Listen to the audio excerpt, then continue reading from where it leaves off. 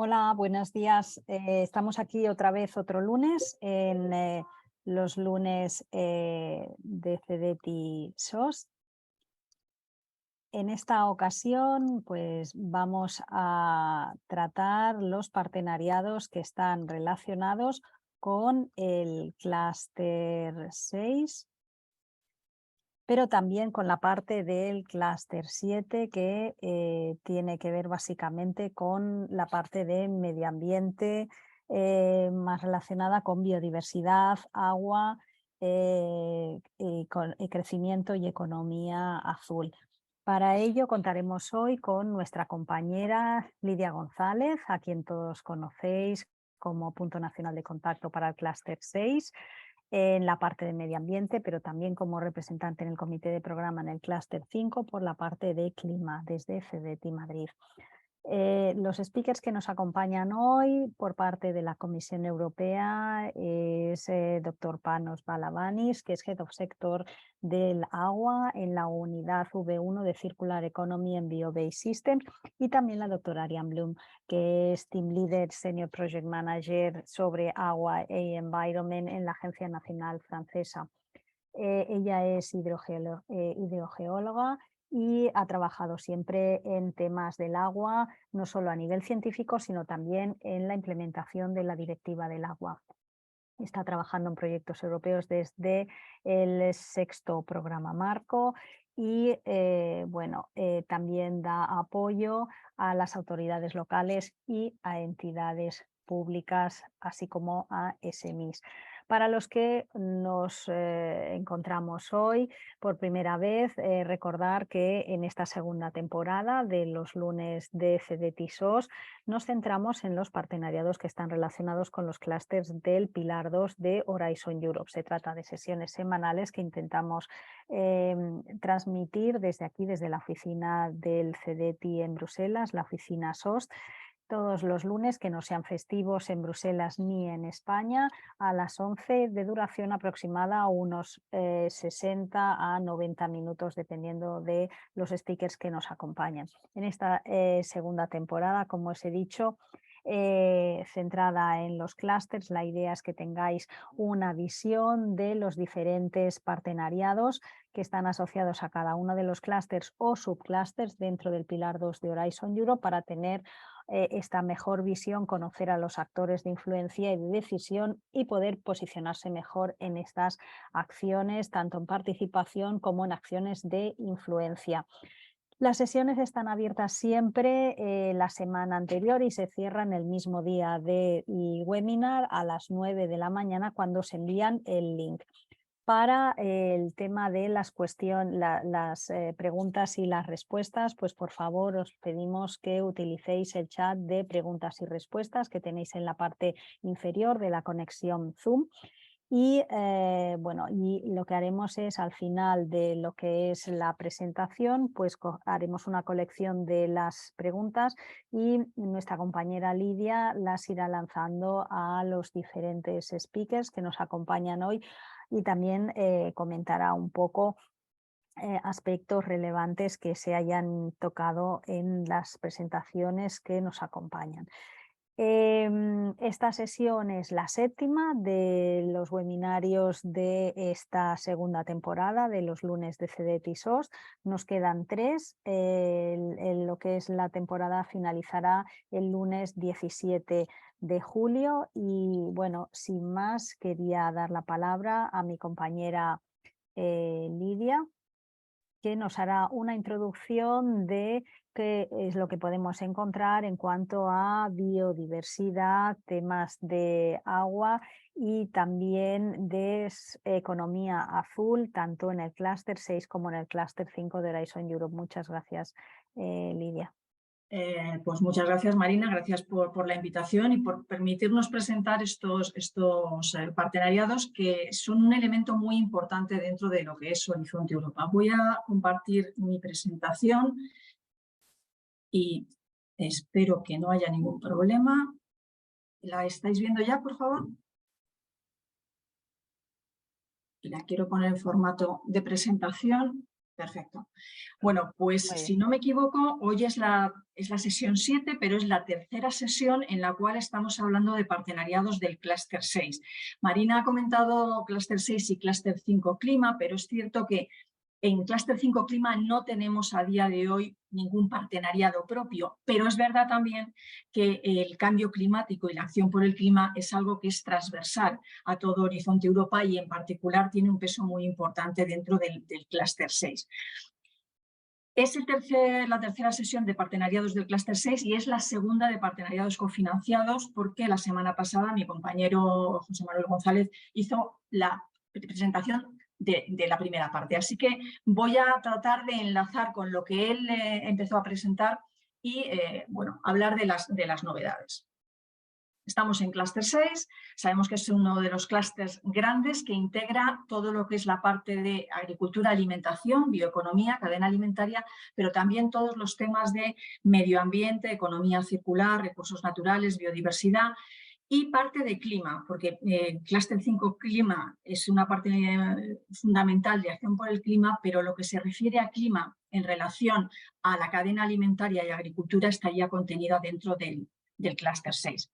También se hizo mención la semana pasada a las 7 áreas de intervención en las que hay que trabajar, es decir, esto está contenido en la base legal de Horizonte Europa y nos indica en qué ámbitos hay que trabajar a lo largo de estos 7 años que dura el programa y vemos que 2 de ellas, la de biodiversidad y capital natural y la de océanos, aguas e inland waters, están absolutamente relacionados con los partenariados de los cuales voy a hablar hoy.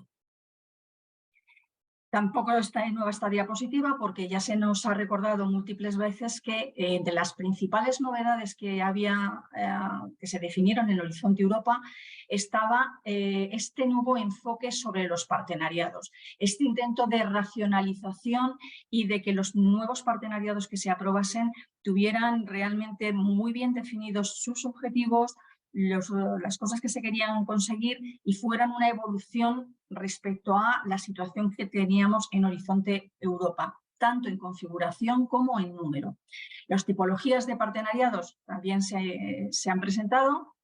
En el caso de Clúster 6 tenemos cofinanciados e institucionales, bueno, tenemos un partenariado institucional y hoy vuelvo a hablar de los partenariados cofinanciados, esos en los que están participando la Unión Europea y están cofinanciados por los países, por agencias financiadoras de los países, y ya veremos que no solamente esa es la composición del consorcio, porque una de las grandes novedades precisamente de Horizonte Europa es que en esos partenariados se integran no solamente las agencias financiadoras, sino pueden participar también entidades de investigación, pueden participar asociaciones, pueden participar empresas para llevar a cabo actividades adicionales de las que luego mencionaremos en nuestras presentaciones. Y estos partenariados cofinanciados vienen a ser un poco la evolución de lo que eran las ERANETs en séptimo programa marco y en Horizonte 2020, y de las iniciativas de programación conjunta, las JPIs. De hecho, en los que vamos a presentar hoy, veremos que justamente son evolución de estos instrumentos que estoy mencionando.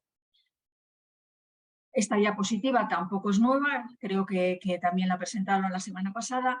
Básicamente es un resumen de todos los partenariados que tenemos en el Clúster 6. El institucional, que es el Joint Undertaking de Circular Bio-Based Europe, que se presentó, fue la primera presentación que hubo.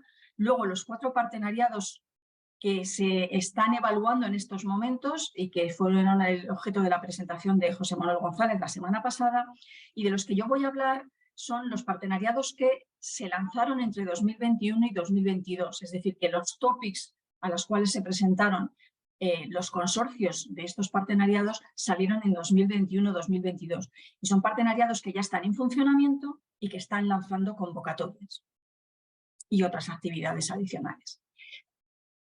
Prima aparece porque no es un partenariado de Horizonte Europa, pero sigue teniendo vigencia, sigue teniendo actividad en Horizonte Europa y está directamente relacionado con las temáticas de Clúster 6 en temas de agricultura, en temas de cadena alimentaria y en temas de agua.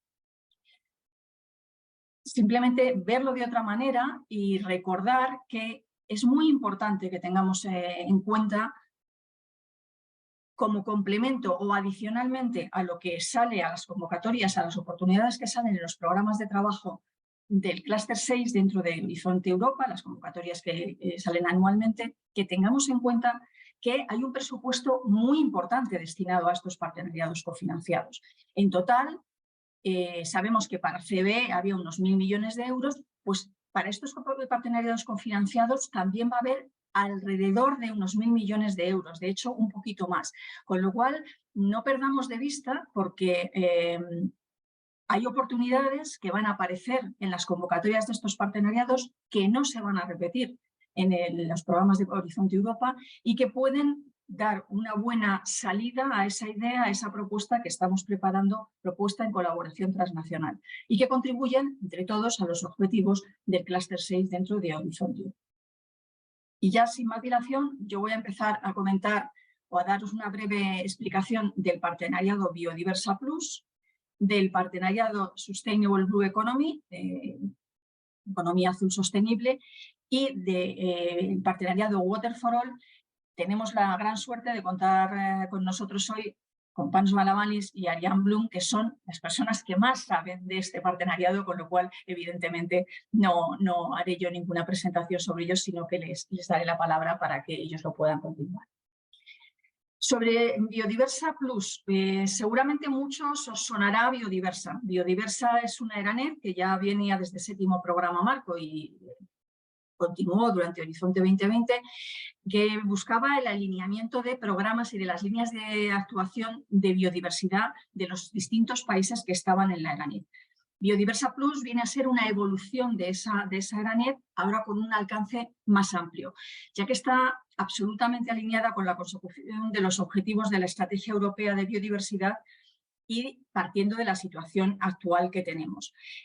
Lo que podemos ver en esta diapositiva, y luego veremos también en el caso de las otras dos partenariados que se van a hablar hoy, es que son partenariados que tienen un alineamiento muy claro con las políticas europeas, pero también un alineamiento muy claro con esos objetivos a medio 2030 y sobre todo también a largo plazo, muy en línea con los objetivos de desarrollo sostenible de la Agenda de Naciones Unidas. Básicamente lo que se trata o lo que se busca es, conociendo el estado de la biodiversidad y de los ecosistemas a día de hoy, que están los sistemas europeos como punto de partida, que están fuertemente dañados, se trataría de monitorizar su evolución, su estado y buscar su recuperación, basándose, por supuesto, en la investigación y la innovación, en el mejor conocimiento disponible. Pero, ojo, he dicho como punto de partida los ecosistemas y biodiversidad europeos, pero sin perder la vista de la internacionalización. Y también se busca que ese conocimiento que proporcionan esos datos, esos conocimientos que proporcionan la investigación y la innovación, sirvan de base a los que tienen que tomar las decisiones, es decir, sirvan de inputs para los que tienen que tomar las decisiones políticas y de actuación a nivel tanto europeo como a nivel de los países.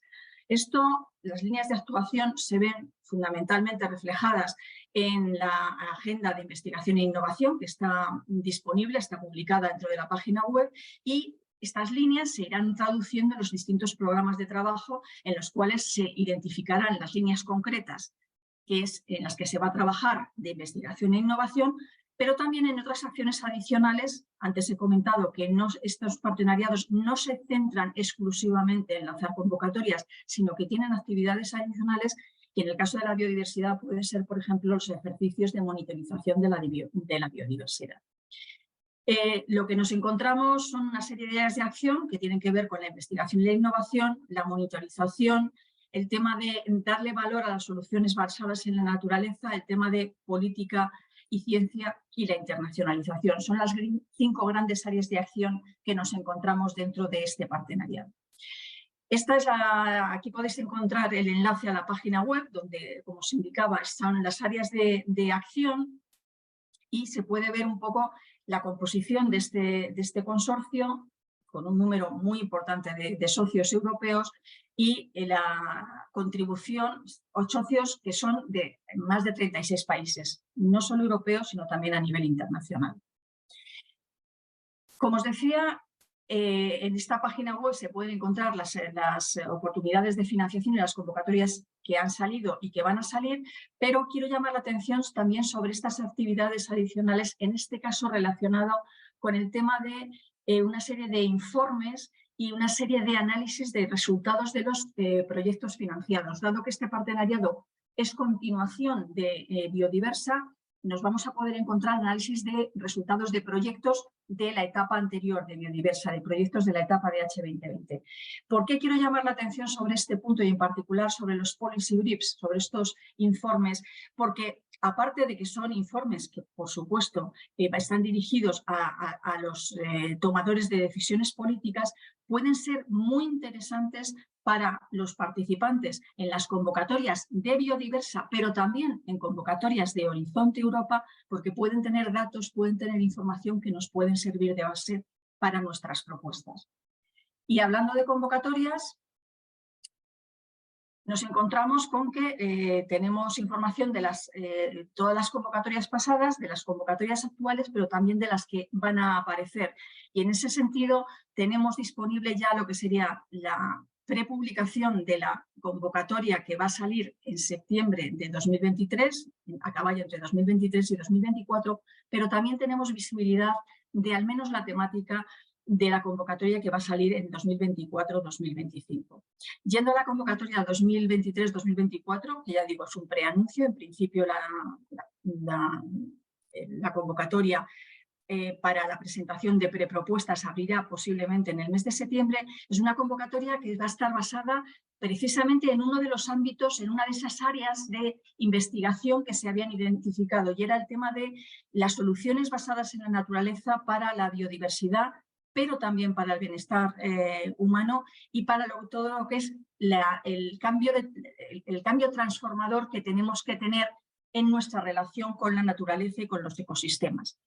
El scope de la convocatoria va a tocar esos 3 puntos, y lo que sí que se nos indica es que realmente los ámbitos van a ser tanto el ámbito terrestre como el ámbito marino, el ámbito costero o las aguas dulces. Con lo cual ya podemos ver que también puede haber unos ciertos puntos de contacto con algunos otros partenariados que ahora mismo o a continuación os voy a presentar. Lo que es importante, muy importante esta presentación o esta diapositiva es precisamente que tengáis información de los puntos de contacto nacionales de las agencias financiadoras en España. Porque una vez que los partenariados se han lanzado y empiezan a funcionar, a trabajar los consorcios, lanzando sus convocatorias o en esas actividades adicionales, tenemos, digamos, para la información de esas convocatorias tendríamos que contactar con los puntos nacionales responsables de esas convocatorias. En el caso de Biodiversa tenemos 3 agencias nacionales, que son CDTI, la Agencia Estatal de Investigación, y la Fundación Biodiversidad, que participan dentro de estas convocatorias como agencias financiadoras, y ahí podéis encontrar los datos de contactos de las personas que mejor os van a poder informar de las características y de las condiciones de las convocatorias. Una cosa que no he comentado, pero que casi la comento a caballo o que es común para todos los partenariados de los que hablamos hoy, es que las convocatorias que se lanzan son convocatorias que tienen, digamos, 2 etapas. Una primera etapa en la cual se presenta una pre-proposal, una propuesta corta, y si realmente superamos, la evaluación es positiva en esa primera etapa, se nos invita a participar en la segunda etapa. Con lo cual, este esquema se repite en los 3 partenariados. El segundo partenariado del que voy a hablar muy brevemente es el de Sustainable Blue Economy Partnership. Este partenariado, así como el partenariado Biodiversa y Water for All se lanzaron o salieron en las convocatorias de 2021, este partenariado de Blue Economy salió en 2022, con lo cual, digamos, ha empezado un poquito más tarde. De hecho, el partenariado empezó su andadura a principios de este año, y a principios de este año también le han lanzado su primera convocatoria. Básicamente, es también o parte de la base del trabajo que venía haciendo la iniciativa de programación conjunta, la JPI de Océanos, y lo que intenta integrar en toda su agenda de investigación e innovación es lo que ya se venía haciendo e integrando consideraciones específicas de algunas cuencas, como son la del Mediterráneo, la del Mar Negro, la del Báltico, la del Atlántico. Es decir, intentar integrar, no partir de cero, sino intentar integrar lo que ya se venía haciendo. Lo que nos podemos encontrar en este partenariado vuelve a ser una visión a 2030, pero también a 2050 y muy alineada con los objetivos de desarrollo sostenible y con la transición verde que tenemos marcada como uno de nuestros grandes vectores políticos en la Unión Europea, es conseguir que esa transformación o esa transición para una economía en relación con los océanos que sea regenerativa y circular. Es decir, seguir teniendo un aprovechamiento económico, pero siempre respetando temas como la biodiversidad, como la sostenibilidad y teniendo en cuenta los posibles efectos del cambio climático sobre esas actividades. Dentro de la agenda de investigación e innovación se distinguen o se identifican cinco grandes áreas de intervención que están ahí reflejadas, donde tienen que ver desde el tema de la generación de ese digital twin, de lo que sería el océano, pero a escalas de las diferentes cuencas, el tema de infraestructuras, el tema del manejo de los recursos naturales y el tema de toda la cadena de producción alimentaria relacionada con los océanos y con los mares. Y evidentemente, basándose en estas áreas de intervención, lo que nos vamos a encontrar son las convocatorias que vayan a ir surgiendo a partir de ahora. Os comentaba que a principios de este año se lanzó la primera convocatoria de este partenariado. También es una convocatoria en 2 etapas y digamos, os lo muestro, pero es verdad que esta convocatoria ahora mismo per se estaría ya cerrada. ¿Por qué? Porque el 14 de abril fue la fecha del cierre de las prepropuestas y, bueno, pues habría que haber presentado una propuesta a esa fase para poder entrar o para poder continuar dentro de esa primera convocatoria. Y como veis, las áreas que se estaban abordando precisamente son las 5 áreas prioritarias que se habían identificado en la agenda de investigación y de innovación. Nuevamente, la información más importante de esta diapositiva es precisamente los datos de contacto de las 2 agencias españolas que están participando en esta convocatoria, que son CDTI y la Agencia Estatal de Investigación. El tercer partenariado sería precisamente Water for All, pero para este partenariado daré paso a Panos y a Ariane en cuanto acabe mi presentación, que queda 1 minuto. A modo de conclusión, tenemos que acordarnos que dentro de Horizonte Europa, y en particular en Clúster 6, tenemos las convocatorias estándar que aparecen en los programas de trabajo, tenemos las misiones y tenemos los partenariados. Y es muy importante que tengamos en cuenta los partenariados porque hay muchísimas oportunidades, muchísimas convocatorias, muchísimas líneas de investigación que pueden ser de interés complementarias a las que existen dentro del programa de trabajo de Horizonte Europa. Y para todo ello, lo más importante, o una de las cosas más importantes, aparte de conocer las convocatorias, es contar con los puntos de contacto que estamos a vuestra disposición. ¿Quiénes somos los puntos de contacto? Pues dentro de Horizonte Europa, del Clúster 6, ya nos conocéis a José Manuel, a Marta de Diego, que presentó CBE, y a mí, y incluyo a mis 2 compañeros, Marta Conde y Juan Carlos García.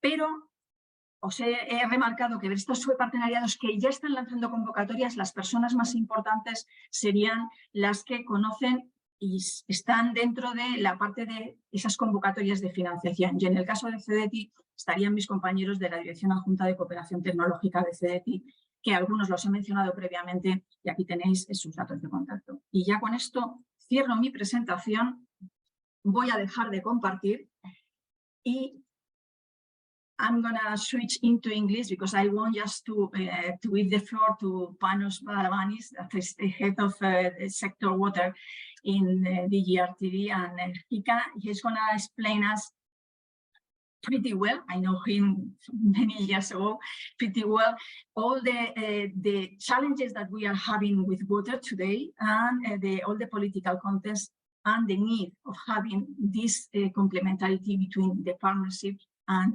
Horizon Europe. The floor is yours, Panos. Thank you very much, Lydia. Good afternoon good morning to everybody. A pleasure to be also with you. Apologies perhaps for my voice because I have some flu today, but I think this presentation I think will be fine. Let me perhaps also try also to share my screen. I don't know if you Perfect. Now. Perfect. Can you see my presentation? Yes. Is this okay? Okay. Is this okay?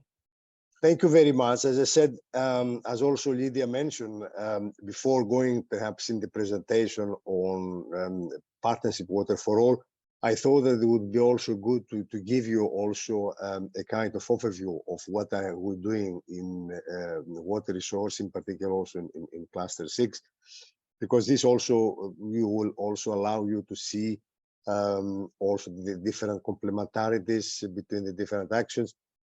It also goes very well with what the conclusion also of Lydia. Okay, let's just to mention, let's say, because you know why we do research on water. So this slide, you know, is quite, you know, relevant for that. I don't have, you know, to mention in particular also in Spain. That you know that in particular also the last months, you know, you face, you know, a lot of problems related to the water. But you know the main problem, as you can see, is that we are now in a situation where our freshwater resources are increasingly also under stress, and this is, of course, this is not something new. We know that, you know, many problems are related to the management of our water resources, overuse, for instance, of our water resources, either, you know, groundwater or surface water. But in addition to that, we have also the climate change nowadays with all these extreme events that create, you know, a lot of problems to our environment, to our society, and also to our economy, because as you can also see here, you know, water also has a lot of economic value, and many of economic activities are also water related. On the other hand, of course, as you know, we have Commission has a wide range of water policies, and I think of course, we have the Water Framework Directive, but also we have the Flood Directive, the Groundwater, the Urban Waste Treatment, the Drinking Directive, which are all related. And of course, all these the directives, you know, they require a kind of research and innovation also dimension. In addition to completely water-related directives, we have several others. Water is a component, is a cross-cutting also issue across different other policies. We have the common agricultural policy, we have, you know, the climate, the energy policy. We all speak now about this nexus: energy, food, water. The industrial strategy, we have about the industrial emissions, water in industry. These are also relevant also policies that also have strong water component. And then, of course, the Commission also has the Union has also to reply to an international agenda. We have the Sustainable Development Goals. We have also, we're committed also to implement, and of course, several, not only the Sustainable Development 6, but several, which is water focused, but all the other, several other Sustainable Development Goals are also water related. And recently, as you can also see, we have also the European Green Deal. And although perhaps you can also say that we don't have a kind of, I would say, a water-related, you know, thematic also priority within the European Green Deal, although of course we can say that the we can also agree that several of the policies are also water related, and they have, for instance, a strong water dimension. If we speak, for instance, about the farms to fork strategy, which also put targets perhaps, you know, the nutrient losses. So this is also very relevant. We have the biodiversity strategy, which calls also from some significant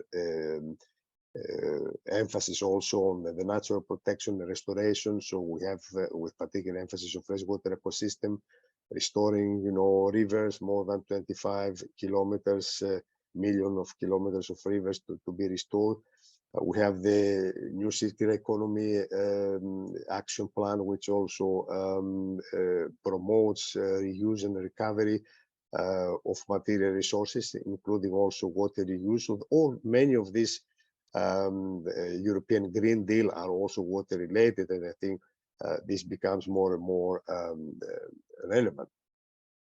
And as you say, as you are all aware, this last March, the UN made also a big conference. This was one of the biggest conferences since many years dedicated on water, which raise the potential and the focus also on water. And as you can see, this conference also, which is has also adopted a kind of water action agenda with 700 commitments, which of course are not binding commitments, but these are voluntary commitments. And within these commitments also, there were several 33 commitments of the European Union. And one of these commitments is also spending on research and innovation. So this is, you know, just to give you the flavor. As you also are aware, the water has been, of course, an important activity within the successive, you know, framework programs, trying also to address a wide, you know, range of activities. And here I just, you know, pick up the numbers of the previous Horizon 2020 framework program. When you can see also that more than, you know, 1.3 billion euros were spent in different also water related aspects, dealing also with water ecosystem, with water management, also water people, which is also about water treatment, is about, you know, pollution, is about, you know, water reuse, water and agriculture, so this water industry. So this is a very wide range of projects also and activities. And of course, within cluster 6, here, as you can see, these are what we call, you know, the targeted long-term impacts, because now for the Horizon Europe, for the first time, we also put what we call an innovation logic there, where we try also with our activities to link our activities to specific long-term impacts of clusters, and then to have also the key orientations of the whole strategic programming. And as you can see here, we have several of the targeted long-term impacts of cluster 6, which of course are water related. Of course, the bulk of the activities are on sustainable and circular management, on water, on governance and climate, but of course all the others, you know, food, rural economy, urban areas, they have also a strong water related action. And here, as you can see, we tried also to group the different, you know, activities in 4 what we call, you know, big actions, big roadmaps. And there we're looking about, you know, water quantity, water quality, about ecosystem protection and restoration, and then, you know, water management and governance, which includes also the circular use of water. So these are the main also components of our actions. Just to see, we have now launched, you know, already 4 calls in the period 21-24. Here you can see that the type of actions that we have, you know, addressed in 22 and 22, and what is the overall funding. So we look about, you know, freshwater ecosystems, about diffuse pollution, about observation and monitoring water resources availability, and also trying also to protect actions to protect the groundwater contamination and drinking water. And of course, we have also supported also the partnership, but I will leave this to Ariane to to provide also more information. In the second work program, we have also trying also to issues with alternative water resources, which I think this is a very important issue, in particular in water scarcity areas. And what is important, we have still two important topics in 24. One is dealing with the a kind of more integrated, holistic approach for monitoring water quality in urban areas. And then this is about, new circular solution with particular emphasis on decentralized approach on water and wastewater management, and also the link of these decentralized approaches with the decentralized management systems. So these are the calls which are issued within the normal Horizon Europe call actions. But then, as also Lydia mentioned, we have also actions which are related to the partnership. So here you can see about this water for all. Ariane will also mention more details, but what I would like also to emphasize that this is a partnership which is built also on the previous work that we have, the Water Joint Program Initiative. We have also the European Innovation Partnership in Water, and we have also this technological platform Water Europe. So this brings also together, so extends also the scope and the focus of the previous also actions, and of course has a very wider also objective to trying also to address the whole pipeline, of research and innovation also activities, and trying also to provide also solutions which can be also used by the end users. But Ariane will make more information on that. What I would also like to mention, we have also another partnership within, which is water and agriculture and food also related. This partnership is PRIMA. This is in particular focus on Mediterranean area. And although this partnership has been also funded in particular with Horizon 2020, this partnership has been recently also, we had an interim evaluation which also highlighted that this partnership is also working well, that it is still also relevant. And in particular for in this Mediterranean area, that this partnership is also not only a Mediterranean problem, but also addresses also a European problem, because this is about, migration, is about food security. So these are very important elements. And the Commission also recently is going to propose a kind of extension, 3 more years for having calls within the PRIMA, with additional funding coming for Horizon Europe. So the current PRIMA has calls only until 24, but then with Horizon Europe, we will boost the PRIMA funding to allow PRIMA also to have calls 25, 26, and 27. And then this will allow also to PRIMA to come again with a normal, cycle of funding mechanisms also at the European Commission. And then last but not least, I think what is important is to speak about the missions that also Lydia also mentioned.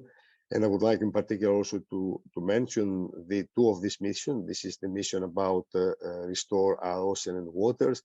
And there, as you can see, 2 of the main focus, the protection and restoration of marine and freshwater ecosystem and prevention, elimination of pollution, are of course, very water related. So these are additional calls, which are each year also issued by these missions. And I think this is important also to follow. And then within the climate adaptation mission, which aims also to help at least 150 European regions, also in communities, to be, climate resilient. Of course, this is also, water is also important. Water resilience is also part of the climate resilience. So this also mission is also relevant. So I would also encourage you also to look on related calls in this mission. As to the future perspective, this is just to highlight that we have recently also tried to analyze what has been the gaps, what have been focused, supported up to now. We looked also what has been foreseen already in the specific program of Cluster 6. And here are some preliminary issues that we have also identified. Focus more on large-scale implementation of circular systems for water and water use. I think this is very important. The issue of resilience, water security within the climate change, but also within the emerging energy and food crisis. This is also very important to look. Alternative water supply solutions. Again, this is the role of desalination, alternative rainwater harvesting. So we have also to look how the interplay of these different alternative solutions within the river basin management system. The issue of the digitalization of water sector. I think digital is becoming now the mantra, so we cannot, artificial intelligence, machine learning are, we all see the opportunities and the possibilities offered. So these technologies, they have also a lot to offer also in the water sector, and we have also to profit from that. And last but not least, we still look to focus on pollution, still have emerging contaminants, in particular also the micropollutants in the water system, microplastics. These are issues which are not addressed, in big details. So these are some issues that we would like also to cover in the remaining years of Horizon Europe. And with that, I would like to thank you for the presentation and your attention. Thank you very much, Panos. I think that you have given us some ideas, some hints and clues for the future, and maybe after Ariane's presentation, we can just have some questions about these points. Well, we have now the pleasure to have here with us Ariane Bloom, as Marina has presented her, but she's the Water for All Chief Executive Officer. She's working for the French National Research Agency, ANR, and she's going to tell us everything about Water for All partnership. So, Ariane, the floor is yours. Thank you.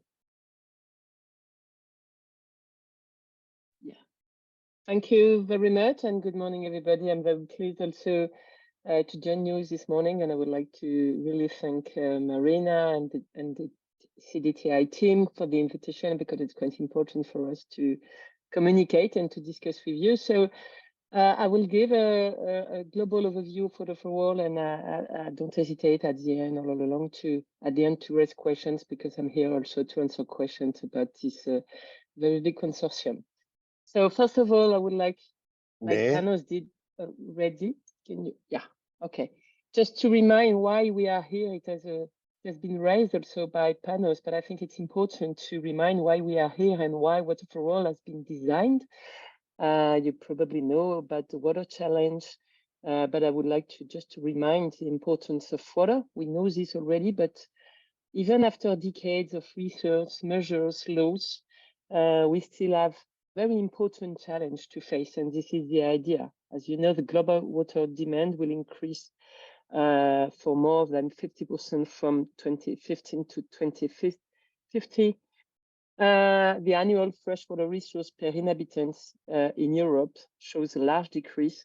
And if we take the example of Spain, there is a decrease of more than 60% of the resource per inhabitant along the last 20 years, which is very important. And of course, when thinking about last year's drought in 2022, where half of the European territory was affected by this drought. And we know that this year, this is still the case, especially for Spain and Mediterranean countries. So, and speaking about the Water Framework Directive, and of course, we have many laws. It has been reminded before. And unfortunately, more than 20 years after the Water Framework Directive, the figures are not very good, and we still have 50% of the surface water in poor chemical status, 40% in poor ecological status. and it's 30% for groundwater. And once again, of course, many things have been done. Hopefully, the knowledge is improved and it was useful at the local level, at the national level. And we implemented many measures. But it just shows that it's not enough and that there is a need for acceleration. And this is why under Horizonte Europa, Water for All was designed, and to give this fresh boost and maybe to change the way to support research. And I will go back on this just after. So I don't have to remind you about Cluster 6, but you know this already. So Water for All is a co-funded partnership under Cluster 6. Water for All started in June 2022 last year. And at the moment, we are a consortium of 82 partners. Many funding agencies, but not only. We have 34 funding agencies, but also 15 sectoral ministries, 18 research organizations, 3 EU networks, and also 3 local authorities, and also national regional networks representing the economical sectors. We cover 31 countries, 23 member states, and 8 non-EU countries like Brasilia or South Africa. And it's a very important thing for us because this consortium is not just for Europe, and having cooperations with non-EU countries is a very, very important thing when dealing about water challenges. The overall budget of Water for All during the next 10 years is expected to be around 400 million euros, with an EC contribution of 126 million euros. But it's cut in 3 phases, and at the moment we signed the first phase with a budget of 86 million euros. What is important here is that it's a new way maybe of funding research. We are very used to fund the research project with calls, and the idea here for the next 10 years is to make sure that the projects we are going to fund fits with gaps of knowledge, but also policy needs and end user needs. And the other thing is that we want to make sure that these projects will be transferred to the end users, to citizens, economical actors, or policymakers. And so this is why there is this big consortium mixing different organizations. And it's very new compared to what was done under Horizon 2020. And at the end, we really expect to have an impact on, of course, to contribute to the EU Green Deal, but also to the SDGs, and especially SDG 6 on water. And I would like also to remind that it was said by panels, but I think it's very important to say that Water for All was designed and built on previous initiatives, and especially on the water GPI and on FP projects and other initiatives. We don't start from nothing, and it's very important to remind this. Okay, just to focus on the Spanish partners, to give you a better idea on the Spanish representatives involved in Water for All. Of course, AEI is involved with FACIT to support research projects. And you have here the contacts if you want to know more later about Water for All. Don't hesitate to contact Esther Chacon and Maya Kola at AEI. I think it's very important. They are the best person to give you advice. Of course, the colleagues from CDTI. And we also are happy to welcome ZINAE, the cluster of companies. And it's very important. We have other clusters across Europe in other countries, and they are involved in the transfer to SMEs, and it's very important. We also welcome Immediate Water, working on transfer to the economic sectors and funding opportunities for companies. And in 2024, we will welcome SACIC in the consortium. So Spain is of course very much involved in Water for All. So the idea of Water for All also, our approach also is to support projects and activities with a holistic approach. This is also something maybe not new, but this is a priority compared to previous initiative, is that now we really need to have a holistic approach to speed up actions and to find solutions. It means that we really have to think about water in the global aspect, the water cycle including the different sectors, which are food, health, cities, industries, transports, and natural habitats. And we really need this global view to really have an impact on the water management. And all of our activities are based on a strategic research innovation agenda. I'm sure you are used to this because every partnership has a 3R. And our 3R is available on the website, so I really invite you to look at it. It was published last October. And this is a result of a large consultation during 2 years, consultation of policymakers, scientists.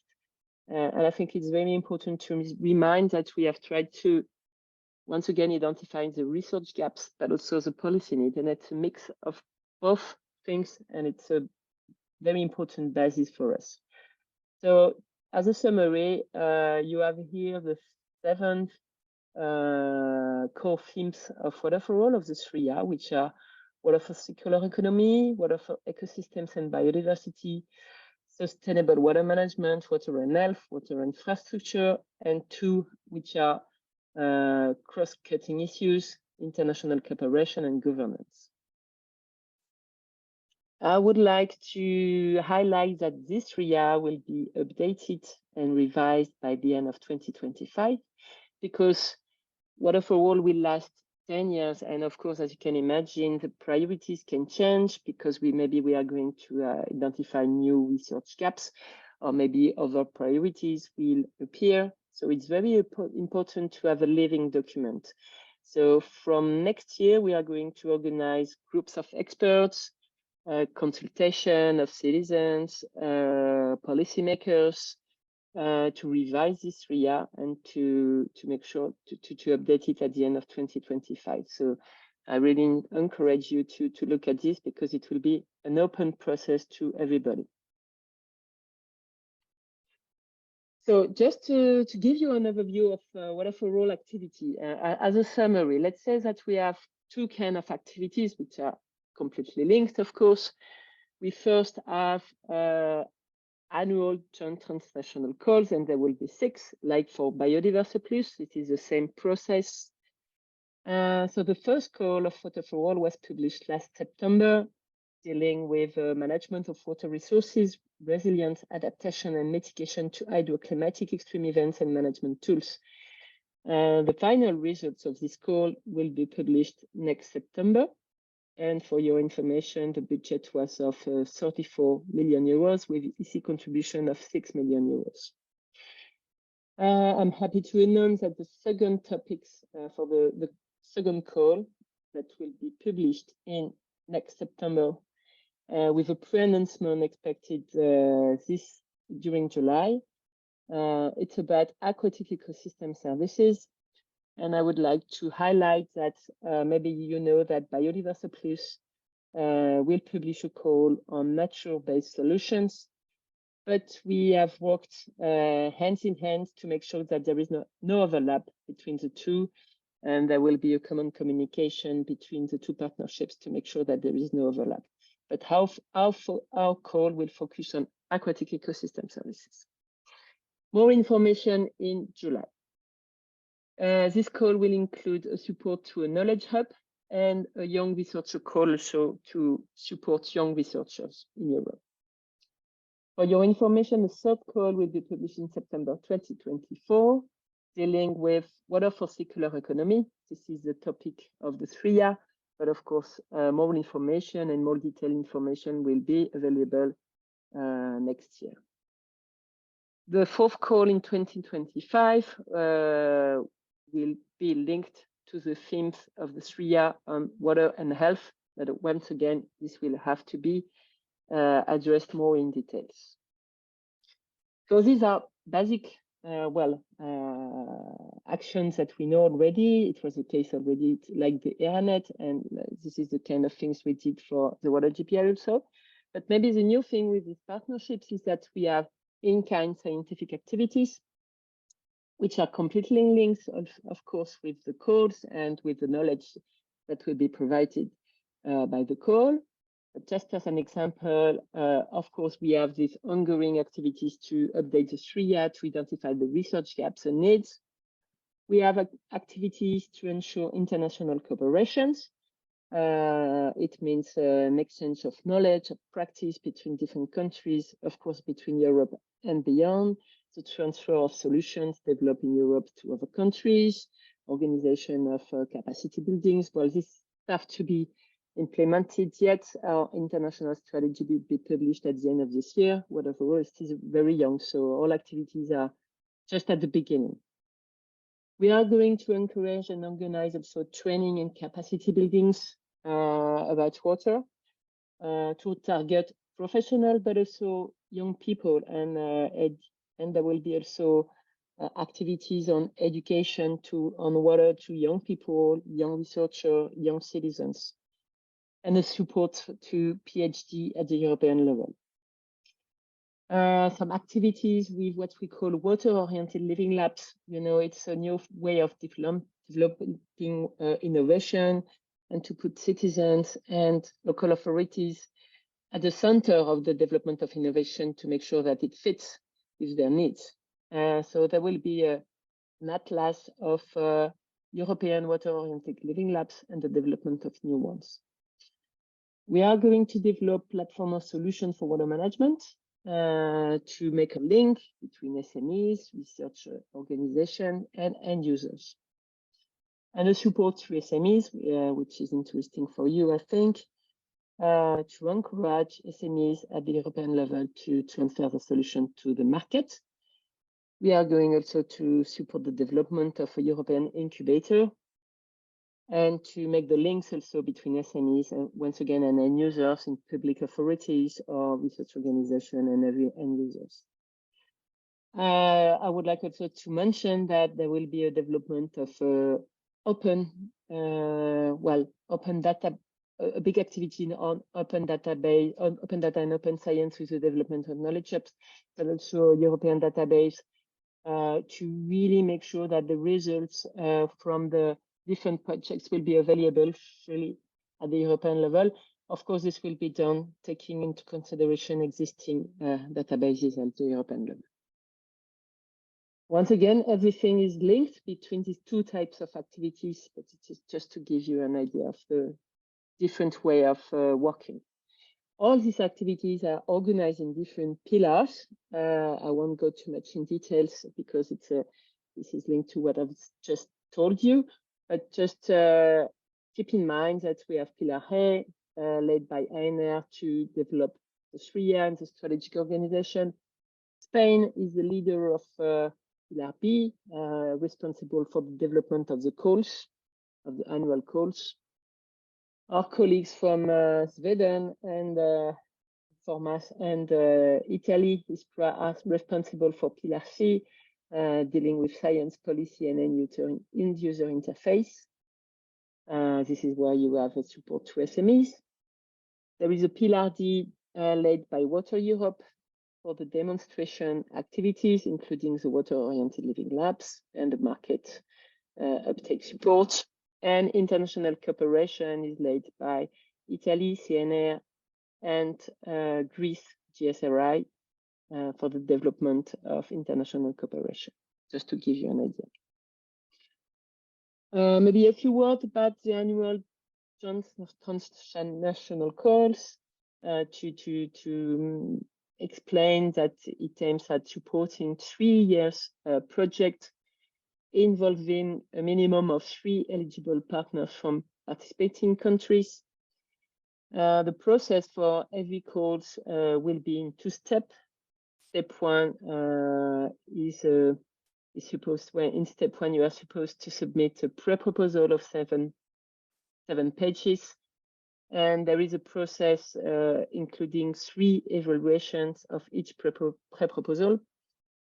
And to give you an idea, from the first call, we received 168 pre-proposals, and 55 were invited to submit a proposal in step 2. And this is a process which is ongoing.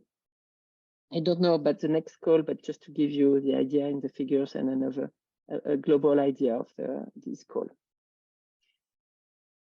Yeah.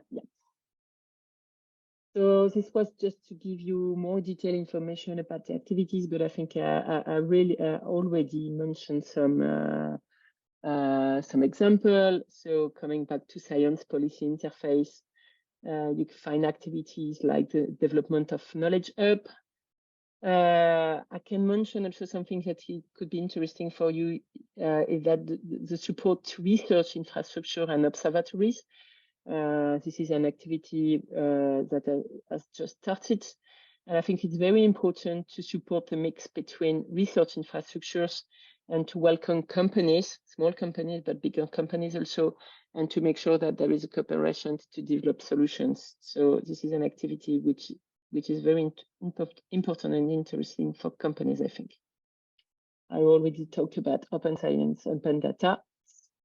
And as an example, also an activity has just started to develop a matchmaking platform. It's led by Agua Europea. This will be a platform or solution where private companies can upload the solutions for water management, and where end users like local authorities, public authorities can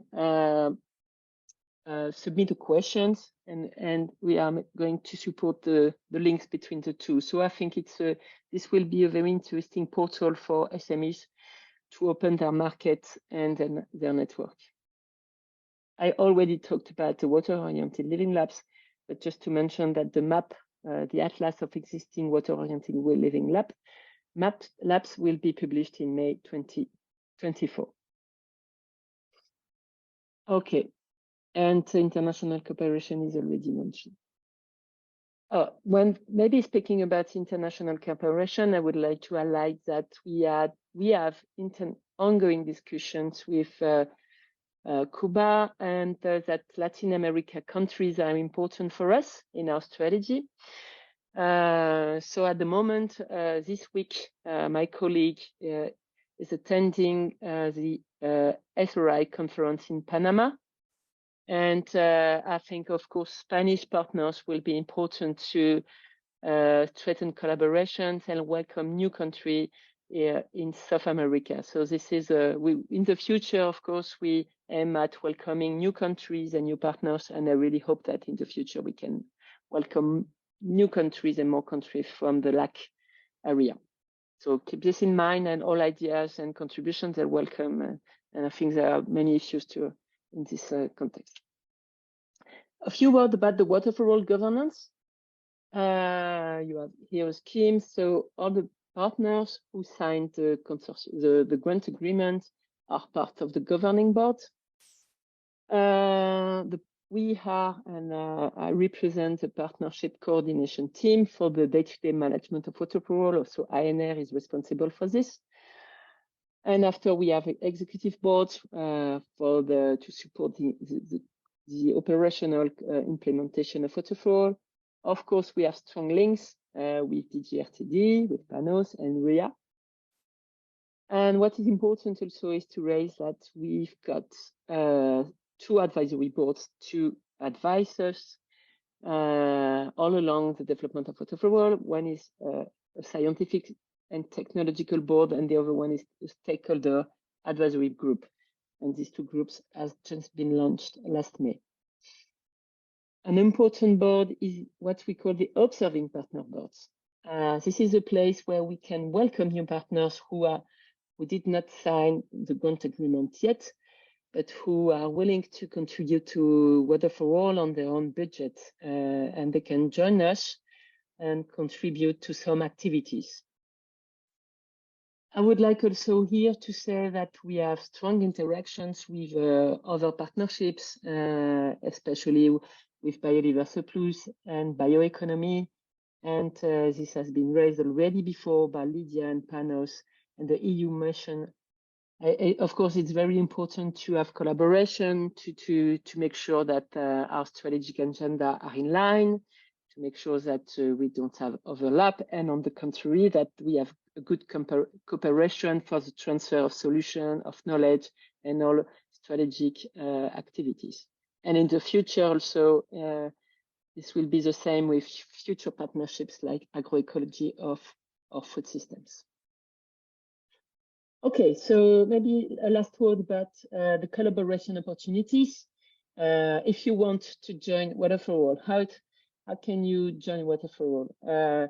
So for private networks, private organization, or research organization, there is two ways of joining Water for All. Of course, you can apply to the calls. Private companies are really encouraged to apply to the calls together with public institutions. So this is something very important for us.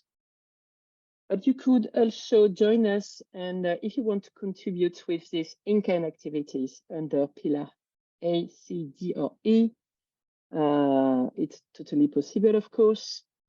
So you can first join the Observing Partner Board to know more about the activities. We can discuss in details what you are interested in. Maybe you are interested in the development and to support to SMEs, the strategic agenda, to the data. I don't know, it has to be discussed together.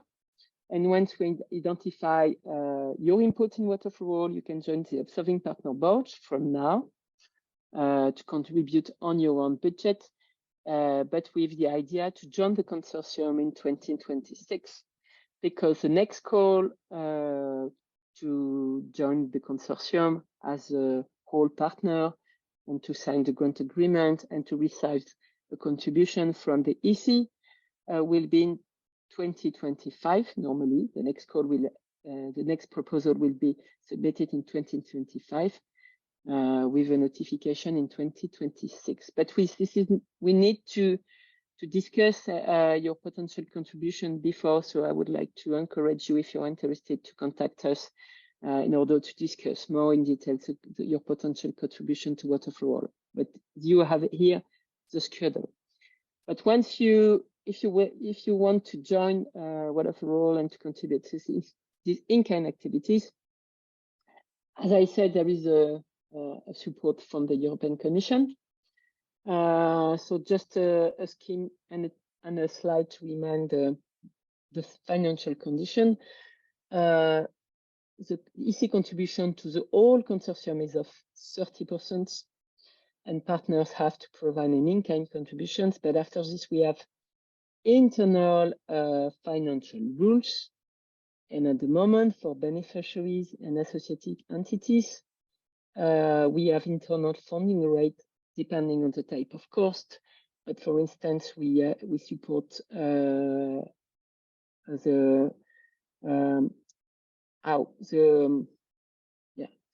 we support the personnel cost with a rate of 60%, just to give you an idea. So it has to be discussed depending on what you want to provide.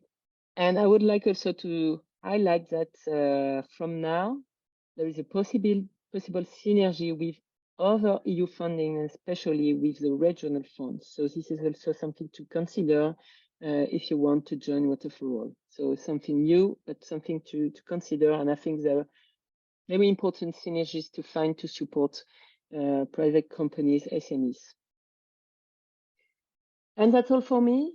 Thank you very much for your attention. I would like to invite you to follow us, of course, to look at our website. There is a monthly newsletter if you want to have information about Water for All. So I really invite you to subscribe to the newsletter and to follow us on Twitter and LinkedIn also, and don't hesitate to come back to us for specific questions. Thank you. Thank you very much, Ariane. Marina, I think we have some space for a couple of questions. Or yes, go ahead with the questions. Yes, we are waiting also. Okay, Marina, thank you. Well, first of all, thank you, Panos, thank you, Ariane, for your presentations, because we have received a lot of information that we need to digest right now. But you have included some good news as well, because, for instance, Ariane, you have mentioned that Water for All is working to have relations, or maybe in the future new countries, new partners from the CELAC area. As you know, the Latin American and Central American is one of the priorities in the Spanish presidency. So we are happy with this information. We think that is really an area that we need to reinforce our relations from the European Union. So thank you for this information. And Panos, thank you about the mention you have made about PRIMA and the 3 more years that we are going to have for this partnership that is very important, not only for the Mediterranean area, as you have said, but also for the rest of Europe, because we are just developing there some solutions that maybe could be of use in the next future for some other areas, not only for the Mediterranean area. So just coming to the questions, maybe the first question, maybe for the two of you, or maybe for Panos, I'm not sure, but I just want to say, I mean, Ariane has mentioned the complementarity, the synergies with some of the partnerships, but trying to avoid overlapping or having the same, just covering the same things. But my question has to do with the I understand that this kind of of work trying to avoid the overlap with the Horizon Europe calls and with the partnership, in this case, water. So how you are working on that, Panos? Because I know that there is a question. We all say that there are complementarity between the goals and not overlap. We are not just funding the same in Horizon and in the partnerships. Yes, thank you. Thank you also, Lydia. I think we are, as also Ariane mentioned, in contact, you know, and so where the discussions we're also attending, you know, the governing board meetings, and then we interact, let's say, on this. We are in advance, so we will share, you know, the information and also we receive from also Water for All, and as you can see, you know, the first call, you know, addressed of Horizon of Water for All address, you know, the hydrometeorological risk. That this is something that we have not addressed in our topics. So these are the type of you know, of cooperation, and then again, the ecosystem also dimension. Of course, there are calls related, you know, to the ecosystem biodiversity within the overall, you know, cluster 6 the project. But of course, this is, you know, we see also the text, we see also the topics, and then we try, you know, to interact early in advance also to avoid, I think, this cooperation. The issue is, you know, also with health, of course, the water and health, we have not addressed in particular in our calls. So this is, you know, up to now, there is also the health program, there is the HERA Directorate General, that they manage also some activities which are, for instance, more specific on surveillance, you know, of SARS and other pathogens in wastewater treatment. So we follow a bit, you know, these developments. So we have not, you know, launched some calls with Horizon Europe. So this is a good opportunity now from Water for All, you know, to address this call. So this is, you know, I think the only way is just to discuss in advance, and also to see how to avoid also these duplications. But of course, there must be also some more discussion with the missions, because they are the missions. Even I would say they have the separated, you know, work program, and even for us, you know, we have also to look and to see, to identify these projects. And so we will trying also to cluster these projects to see, you know, how we can better also take this into consideration in the future calls. I think this is the synergies with emission is something which, in my view, would require some more for discussion also in the next years to come. Thank you, Panos. Totally agree with you because, for instance, you have mentioned emission on oceans and waters, but also mission on adaptation to climate change. And in the mission on adaptation to climate change, there are key areas that are having identified. One of them is the water management. And if I'm not wrong, there have been at least 2 or 3 topics in relation with water in different approaches that, of course, we need just to work together. Okay, thank you.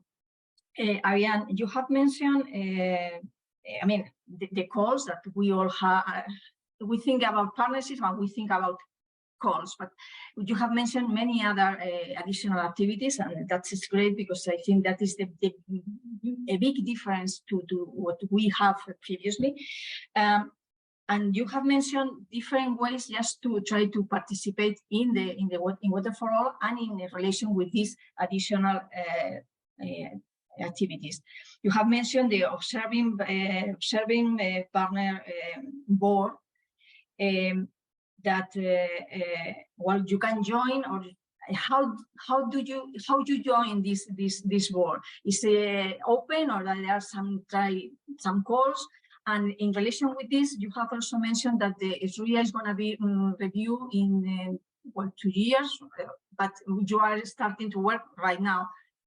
You are going to open some call for expression of interest, or how can we participate in this SRIA elaboration? Okay, so maybe I start with the last question. So about the SRIA. Yeah, everybody will be able to participate in the revision of the SRIA. We are going to launch this activity next year at the beginning of 2024. And we are going to have groups of experts, but also a public consultation. So I really encourage people interested in having a look at the Water for All website or newsletter, because we are going to have several levels, target groups of experts, scientists, stakeholders, policymakers, and public consultations. And it will be open on the website next year. But all the modalities are not fully implemented yet, but it will start next year. And well, regarding the observing partner boards, that's a good question, of course. What is important for us? We've got a work program, and of course it can be improved all along. And so if you are interested in contributing to this work program, the process is to first have a meeting with us, with the coordination team, to know each other better and to really identify what could be your input to Water for All. Then we have a meeting with the pillar leaders and to make sure that there is a good complementarity with all the other partners. And once this is done, and once we see your contribution to your added value, and I'm sure that there are many other partners with an added value contribution to Water for All, then we just have a vote to the governing board. We submit the list of observing partners twice a year to the governing board. So there is a vote. Okay. But the first thing is to identify the scientific, the technical contributions and the inputs. And we, in parallel, Water for All is still very young. We started also work to really identify what are the skills that we need to improve the consortium, what could be the type of partners we will need in the future. So it's a process with two aspects. So I would just encourage you to come back to us. Okay, thank you. I understand that this is a process that needs a lot of work, and it's not so easy. But for me, at least, I think this is a very good opportunity, yes, for people or for entities that could be interested, just to contact, to have the possibility of contacting you. Absolutely. And then to go further in details in the activities you are interested in. Once again, it depends if you want to work on international cooperation, on support to SMEs. So we can discuss this in detail, and it's the PCT, the coordination team is there for this, really. Okay. Thank you very much. Just a few words. I have a lot of questions, but maybe this is not the time because we are just running out of time. But I think that you both have highlighted something that for me or for us, we are trying just to transmit to our participants, both in Horizon Europe and also in the partnerships. And it's something that you have said at least 2 or 3 or 4 times, Ariane, that is, now we are, research and innovation is not only related to generating new knowledge, but is to answer to our challenges and to answer to the policies. And this very important panels that you have mentioned, that the Water Action Agenda have not mandatory measures, but they could have some kind of influence in the future work programs. So just to remind to everyone that is still with us, the importance of knowing the policies and what our research and innovation projects can do to contribute to have an impact in the society, in the policy, and in the environment. And that's all for my side. Marina, back to you. Okay, so thank you so much. Por ahora no tenemos preguntas en el chat de preguntas y respuestas. Bueno, simplemente pues eso, que agradecer tanto a Lidia las preguntas que ha lanzado a los dos speakers. Por la naturaleza de los partenariados que hemos visto hoy, seguro que en el momento de que se lancen las convocatorias, algunas de ellas que están lanzadas, seguro que surgirán más preguntas respecto de la manera de participar, de la intensidad de la financiación. Bueno, son preguntas recurrentes que aparecen, sobre todo también sobre el calendario, ¿no?, de ejecución de estas convocatorias. Os iremos informando puntualmente, pues a través no solo de la web de CDTI, sino también de la página web de horizonteeuropa.es, de la página web de Programa Marco Española, sobre también estas convocatorias de los partenariados que se irán sucediendo no solo a lo largo de este año, sino también a partir del año que viene. No sé si querrías añadir algo más sobre alguna iniciativa, como por ejemplo el tema de Prima o algo así, porque supongo que es una de las preguntas también que de nuestro público, bueno, nos han lanzado antes de esta sesión. Sí, vamos a hablar de... Sobre Prima, bueno, un poco lo que ha comentado Panos en su intervención. La iniciativa Prima, que yo la he mencionado en una de mis diapositivas como uno de los partenariados que no es de Horizonte Europa, pero está relacionado con el Clúster 6. Efectivamente. Su ámbito de trabajo es agricultura, alimentación y agua, y todo el nexo que hay también con el tema de cambio climático. Es una iniciativa de Horizonte 2020 y tendría su finalización en 2024. Afortunadamente, y también es una de las prioridades de la presidencia española, ya se viene trabajando con la Comisión desde hace tiempo en el tema de qué posibilidades habría de alguna manera de ampliar esta iniciativa temporalmente. Y es verdad, Panos ha hecho referencia al interim evaluation de la iniciativa. ¿Qué ha salido en esa evaluación intermedia? Pues que realmente es una iniciativa que sigue teniendo relevancia, que sigue teniendo importancia y si cabe más, y si cabe todavía más en las condiciones actuales, donde en el área mediterránea el cambio climático es uno de los elementos, o sea, es una de las áreas donde en toda Europa la estamos experimentando, pero quizá de una manera más urgente es donde la estamos experimentando. Entonces, esos resultados de esa evaluación intermedia y aparte eso, el interés de distintos países, no solo europeos, sino también de los del sur del Mediterráneo, o sea, de los países que son parte del Mediterráneo sur, sí. de la parte sur del Mediterráneo, pues ha planteado la posibilidad de que se haga una extensión de Prima, básicamente manteniendo las mismas áreas de trabajo, es decir, agricultura, alimentación y agua, y siempre con este paraguas del nexo que existe, además con la parte de energía, pero bajo el paraguas del cambio climático, para 3 años más, de manera que, digamos, los 3 últimos años, estos 3 años de extensión coincidan con el el segundo periodo de programación estratégica de Horizonte Europa y con la finalización de Horizonte Europa.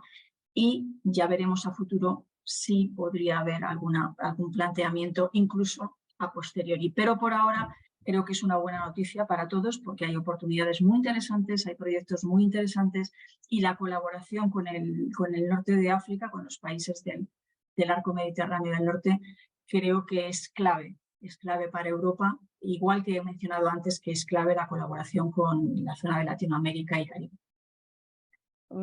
Absolutamente. De hecho, de las temáticas que hemos hablado hoy las veremos reflejadas también en la planificación estratégica de Programa Marco 2025-2027, en esos documentos que, bueno, pues que os vamos compartiendo y que verán la luz a final de este año con cuáles son las estrategias para este segundo periodo de Horizon Europe, pero también para los caminos que se pueden abrir en el próximo programa marco, que será ya el programa marco 10. Bueno, pues sin más, querría dejarlo hoy aquí. Muchas gracias a los tres. Thank you very much to all of you for your time, for your information on not only the European context. Panayotis, very, very kind of you to give this overall context and to and the different, not only the directive but also initiatives.